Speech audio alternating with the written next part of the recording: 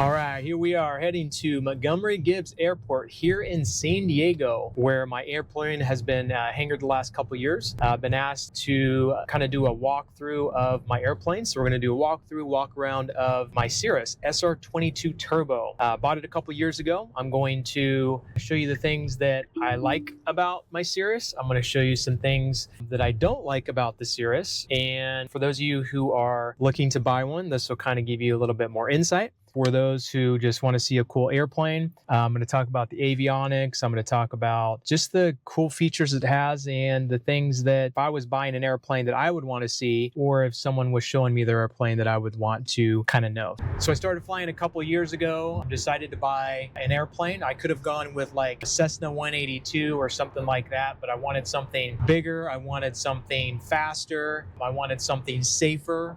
And so the interesting thing is I never flew a Cessna 182. I never flew a Piper, never flew anything smaller than a Cirrus airplane. I did fly a little bit on a SR20 before I bought my 22. The 20 is definitely a lot slower. It is, I think, pretty much the same airplane. It's just a different engine and a lot smaller, less horsepower. So anyway, I wanted to show you the SR22 Turbo. I think it's a great airplane. Again, it has some things that may not be the best, and that's why I'm actually looking to upgrade. So if you've seen some of my other videos, or if you haven't, go check them out. I'm actually looking to upgrade to a Cirrus jet or something of that nature. But the SR22 will do its job for small trips. So I'll probably keep this for small trips. And I'm also going to talk about on the video later on how I actually use this airplane to not only make money, but also save money as well. So I'm glad you guys are tagging along. We'll take a look, and thanks for spending the next little bit with me. So hope you guys enjoy the ride.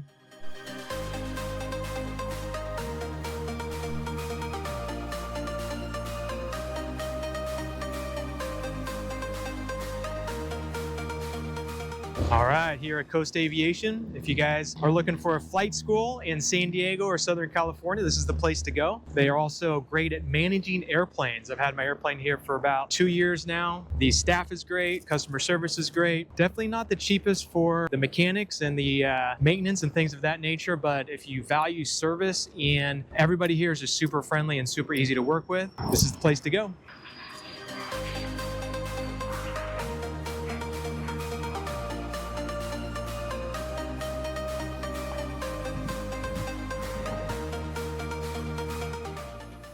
All right, one of the things I liked about this plane is just the way that it looks.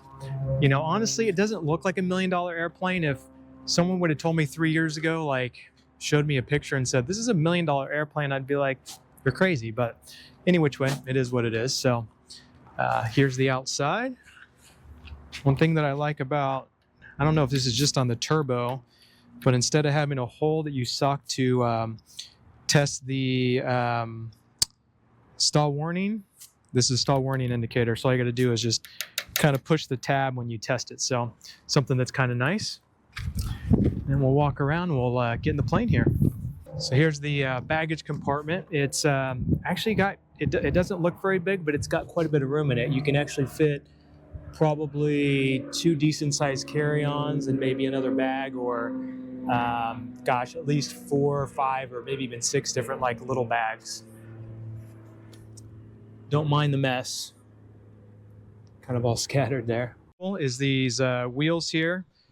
If you're in a regular airplane, it takes a while to turn, but you can actually literally like barely moving, you can actually turn the airplane. So if you're in like, you know, going up for, you know, kind of lining up to kind of do your run up, you can literally just like swing rather than having to like kind of turn and go like that. So another big advantage of having a Cirrus. I think they're LEDs, if I'm not mistaken, but just some nice lights here. You got your pitot tube, of course.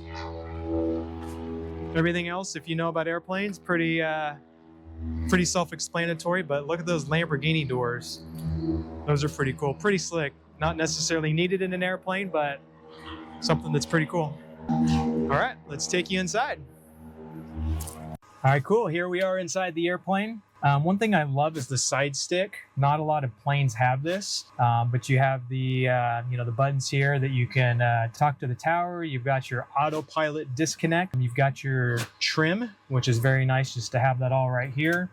and just, it kind of feels like, I don't know, I don't play video games really, but it just kind of like seems like almost like a video game here.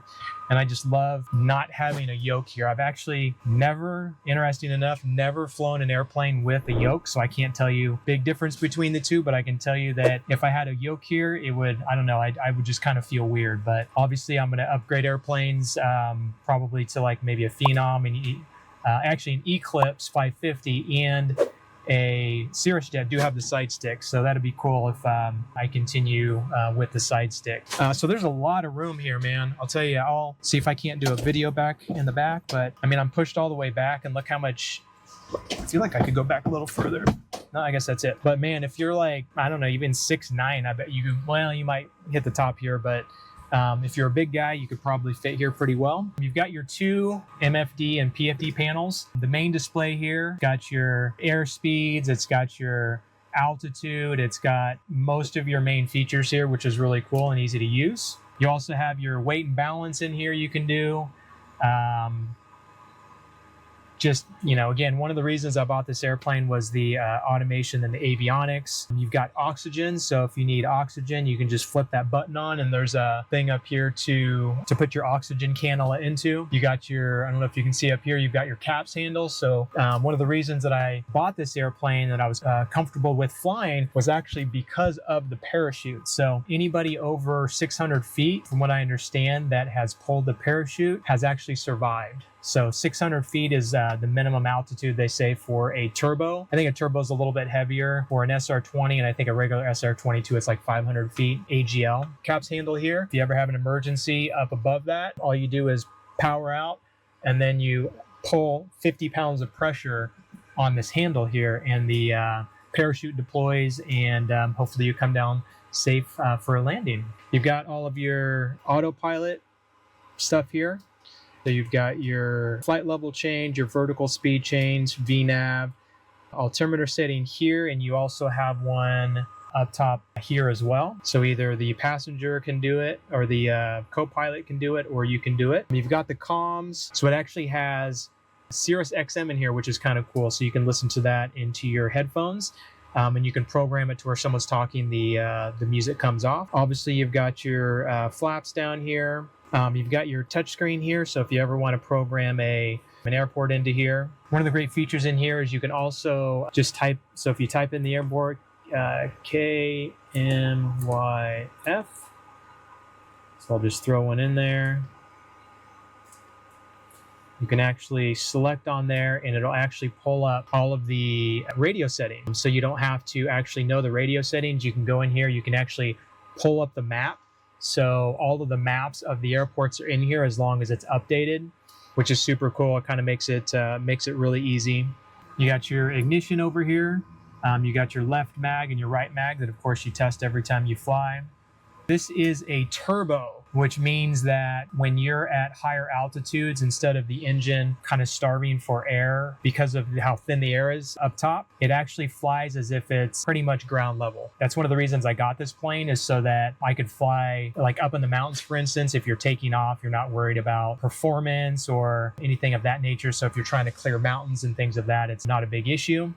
The other thing it has here is the FIKI system. So right here, you just turn the FIKI on. You can have it at normal. You can have it at high. You can max it out. You can put, basically FIKI is flying in known ice. So there's actually a liquid that comes out of the front of the wing that de-ices the plane.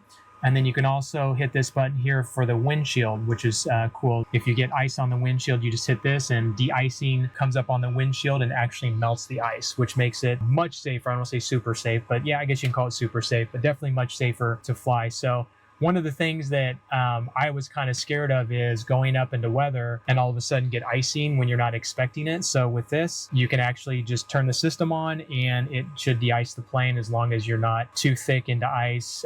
Everything should melt away and you should be good to go. One thing I love is just being able to zoom in and out on the screen and just kind of like see all of your runways. You know, when you're up in the air, you can see all the planes around you. You've got all kinds of warning systems if you're getting too close to an airplane. You know, you have all the little things up here like distance to where you want to go. You can see up here, you can see distance that you have to go, time when you arrive at your destination. You have your, your speeds over here. You have some of your comm settings. So if this display actually goes out, some of this will transfer over here and vice versa. So you kind of have backup displays. You got your air conditioning, which is awesome, especially right now. People flying right now that it's really hot. In fact, I've got the door closed without the air conditioning on, and it's actually getting really hot in here. So it's nice to have air conditioning. You've got your circulation. You can actually put the heat on as well. And just like a car, it's got its different features on where the air blows. So it's got a fan here, and then when you're flying and it's hot, it's got one here as well that keeps you nice and cool, and actually two down here as well. Almost forgot about those. Then you have your backup system here. So if your displays fail, you've got your system here to kind of see where your attitude is and elevation and speed and all that kind of good stuff. And here's one feature that I really love is the level feature. So if you ever get in clouds and you don't have the autopilot on, which, if you're in clouds, you probably want the autopilot on, but for some reason you're hand flying and all of a sudden you hit some clouds, you get disoriented. There's this blue level button right here that you hit and it just levels the plane and keeps you level. Another cool safety feature is that when you bank too hard any which way, if you get too far, it's actually going to nudge you back. So literally, I don't want to say you can't spin this airplane, but I think based on the stall warning indicator and just the safety features and the warnings and things like that, it would be really hard to bank too hard and to actually stall the airplane. Knock on wood, of course. Down here below, you've got your fuses. So it's kind of nice to just have your fuses right here. Of course, if something happens, you have to kind of look down and kind of pay attention to the fuses down here. But nonetheless, you've got them right here accessible to kind of see if something happens here. Of course, you got your fire extinguisher if you need it. You got some cup holders. If you're planning on getting a Cirrus, you might look at getting aftermarket cup holders because these are kind of flimsy and I don't really use them much, so it's not a big deal to me. You got your visors here. You ever get some sun in your eyes, you got some nice visors here. Oh, and another thing you got here is your airbag. I think these are airbag seat belts. So if the plane actually, gets impact, an airbag will actually fly out of these, I think. Don't quote me on that. I haven't really looked into that much, but any which way, these, that's kind of cool. And then these actually strap over you. So it's actually pretty comfortable to have the seat belt over the top of you. In a Cirrus jet, you actually just have a car seat belt, which is actually more comfortable, to be honest with you. But nonetheless, I think they still did a good job of designing it to where if you do have to pull the parachute, which I guess in a Cirrus jet you could do that too, that you're nice and tight in and you're not gonna jar too much. And then also the seats here, you can kind of hear a crinkle when I come up and down. Well, maybe you can't, but I can. So that's kind of interesting because this will actually absorb the impact as well. And I think there's something else in here that kind of helps absorb the impact, but I can't remember exactly what it is. So real quick, I'm going to show you guys back here. You see how much room there is? So I'm going to try and bring the camera over here. I'm all the way scooted back and you can kind of see where there's just a ton of room back here, right? So they do say that this is made for, or kind of a 3-seater in the back, but honestly, it's really two normal people. If you have 2 kids and an adult, you could probably fit them back there. All right, I got to open the door now because it is getting really hot in here. So hopefully the sound doesn't bother you too much. Oh, and then just some other basics. Honestly, again, I've never flown a 182 or anything else kind of below this, a step below this. But some cool things. I mean, you've got your gas here that reads. You got your flow gallons per hour. So when you're in flight, it's got the green here too. So if you've got your mixture here, which, I don't think there's many single engine planes, or I don't know if there's any single engine piston planes that have the fuel mixture. You can put the fuel mixture up in the green so that you're kind of in the area you want it to for performance.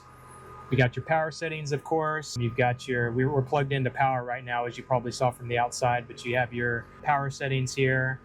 You've got your engine heat just to make sure that you're not overheating on your engine here. Oh, and here's the map that I was telling you about. So we're at KMYF. So you can see all of the different information here, the ASOS, your ground, your comms, and all that kind of stuff. You can see your taxiways.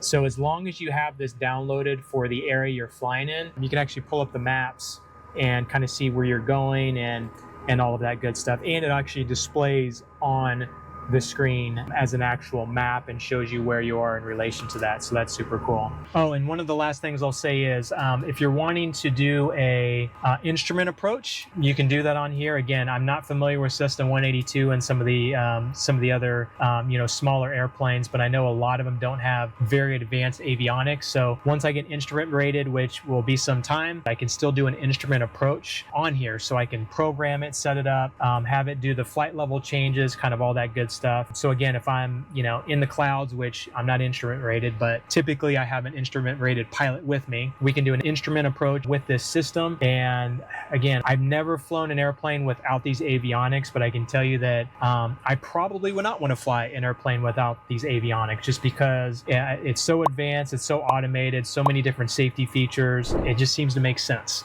Now, not everybody has $1 million to buy an airplane. I understand that.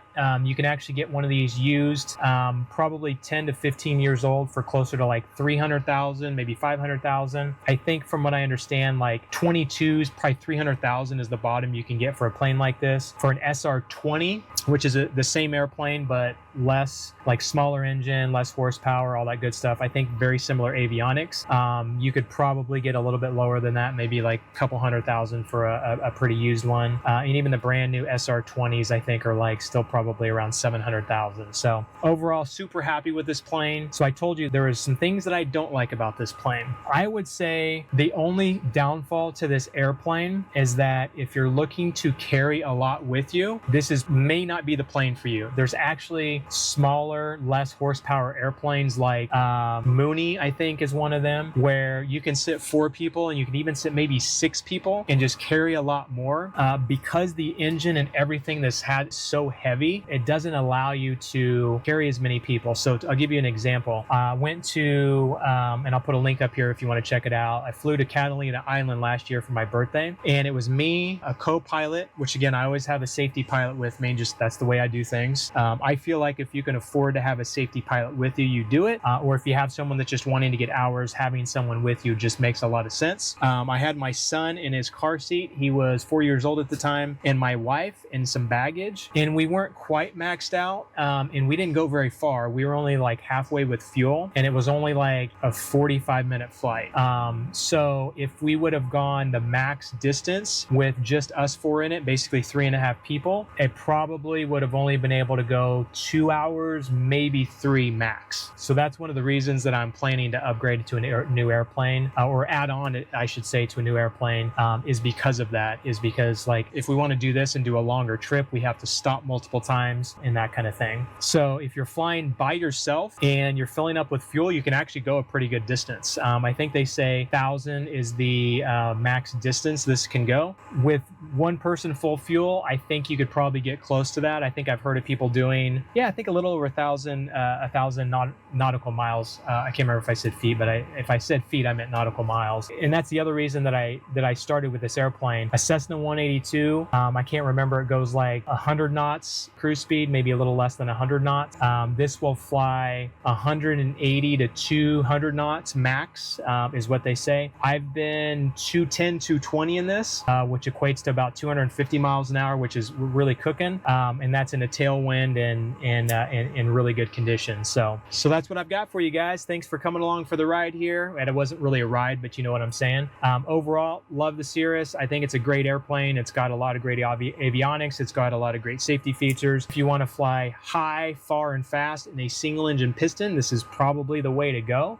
There are some that go a little further and carry more weight, like I said, but if you can afford an airplane like this, I think this is the way to go. So actually, I do want to say one of the reasons I bought this airplane was for tax purposes. Not only is it fun to own an airplane and that kind of thing, but I actually save quite a bit of money when I'm flying per hour, but I also save money on taxes, and I also make money on this airplane. So if you want to learn how to do that, go watch a couple of these videos that I'm going to put here in the end, and you can check out me flying a Cirrus Vision Jet for the first time that I put on order in the at the end of this video as well. I'll put that video there too. So thanks again for coming along. Like and subscribe if you like this. I'm going to put out more videos of airplanes that I'm checking out on this channel. So So I hope you come along for the ride with me. I just started this aviation journey not too long ago, and I love sharing it and documenting it and inspiring others to not only get their pilot's license, which I've had a lot of people reach out to me and say I've encouraged them to get their pilot's license, but also to think big and know that it's possible to own an airplane like this. I actually put this on my vision board. I actually put a jet on my vision board about 10 years ago, not knowing where I was going with it. And then I ended up buying this airplane, and I'm looking at buying a jet here in the near future, probably in the next